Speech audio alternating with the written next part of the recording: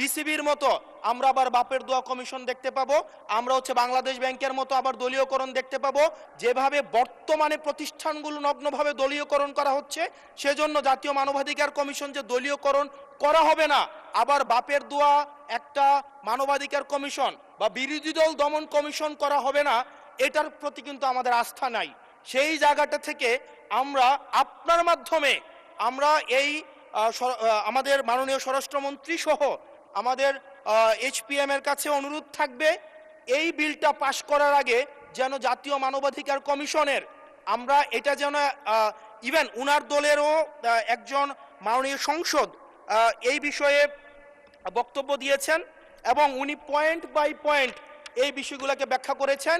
যদি জাতীয় মানবাধিকার কমিশন দলীয়করণ করা হয়, দিন শেষে গুম খুন থেকে শুরু করে আমাদের এই জুলাই ইনডেমনিটি, এইটা দিন শেষে হচ্ছে যে পেপারেই থেকে যাবে, এটা দিন শেষে কোনো বাস্তবায়ন হবে না। সেই জন্য মাননীয় স্পিকার, এই বিলটা পাশ হওয়ার আগে আমাদের জাতীয় মানবাধিকার কমিশনের এই বিলটা হচ্ছে সুরাহা হওয়া, নিষ্পত্তি হওয়া জরুরি। না হয় বিসিবির মতো আমরা আবার বাপের দোয়া কমিশন দেখতে পাবো, আমরা হচ্ছে বাংলাদেশ ব্যাংকের মতো আবার দলীয়করণ দেখতে পাবো, আমরা বিশ্ববিদ্যালয়গুলোকে যেভাবে এক ধরনের দলীয়করণ করা হয়েছে আমরা সেটি দেখতে পাবো, আমরা বিচার বিভাগকে আবার যেভাবে এখন ভয়ের মধ্যে নিয়ে যাওয়া হচ্ছে। ধন্যবাদ মাননীয় সদস্য।